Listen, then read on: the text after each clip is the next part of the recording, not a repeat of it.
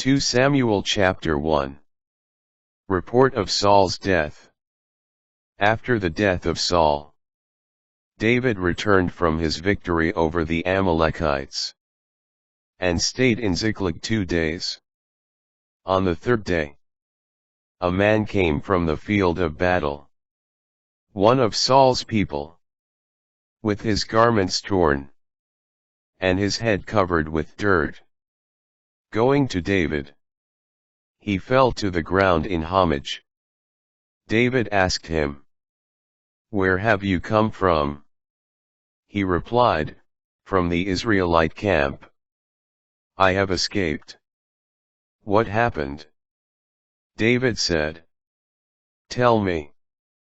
He answered that the soldiers had fled the battle, and many of them had fallen and were dead, and that Saul and his son Jonathan were dead.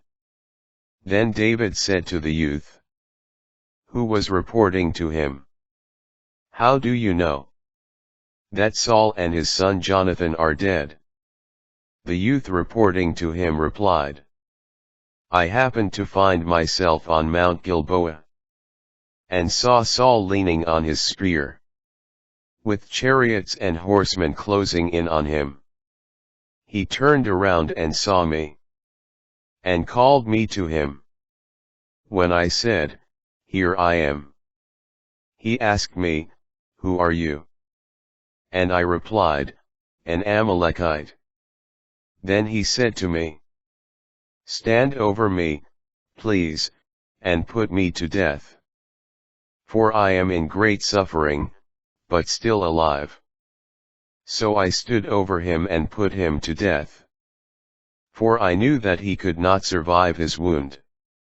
I removed the crown from his head, and the armlet from his arm, and brought them here to my lord. David seized his garments and tore them, and so did all the men who were with him.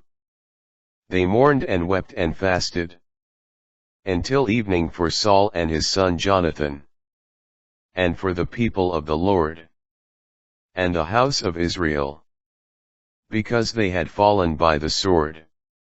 David said to the youth, who had reported to him, "Where are you from?"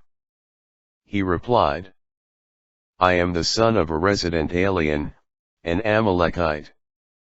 David said to him, "How is it that you were not afraid to put forth your hand to desecrate the Lord's anointed?" David then called one of the attendants, and said to him, "Come, strike him down." So he struck him and he died. David said to him, "Your blood is on your head. For you testified against yourself when you said, 'I put the Lord's anointed to death.'" Lament for Saul and Jonathan. Then David chanted this lament for Saul and his son Jonathan. He commanded that it be taught to the Judahites. It is recorded in the book of Jasher. Alas, the glory of Israel, slain upon your heights? How can the warriors have fallen? Do not report it in Gath, as good news in Ashkelon's streets.